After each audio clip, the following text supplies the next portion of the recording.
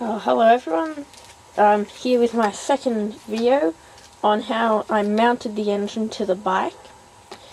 And for those of you that haven't seen the first part, I'll have a link in the box down below.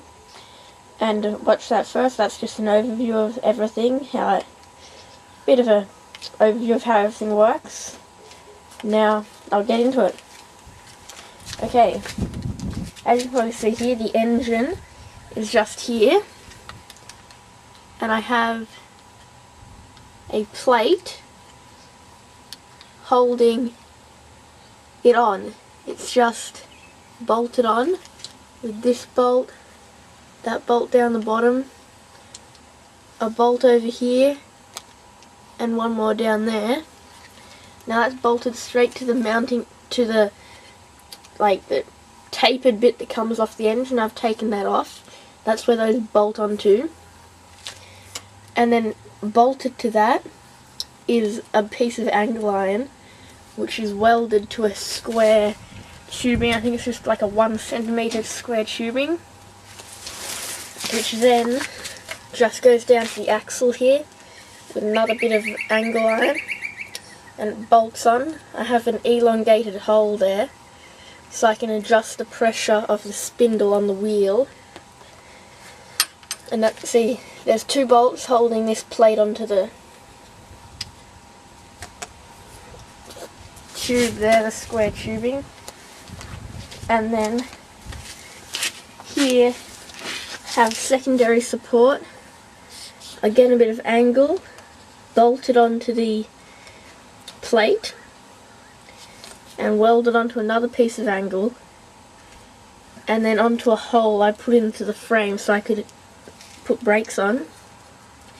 That's just bolted on to add a bit more stability to the engine, and it's pretty stable, you can't really move it at all.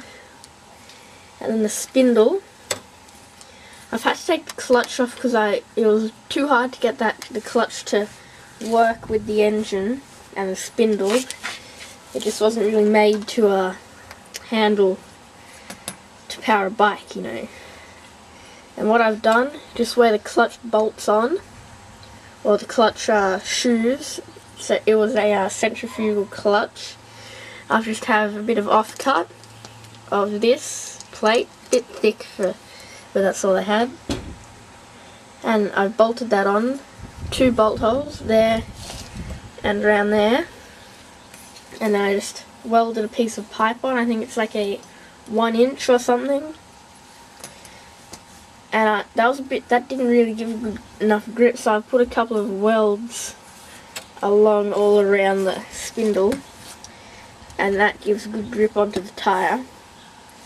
Now you're probably wondering, does this chew through tyres? Yes and no. It lasts a good while for each tyre, but I just go around the cleanups when they're on, get some new tyres to put on. And that's pretty much all in my video. Oh, I've also made a little air cleaner thing out of just a bit of thin sheet. I've kept pretty much everything else on the engine the same. Haven't done anything to the exhaust. Yeah, that's about it now. So thanks for watching. I'll have some more parts soon on other parts of the bike, throttle and that sort of stuff. So thank you for watching. I'll put the links to the other parts when they come up in the description. So bye.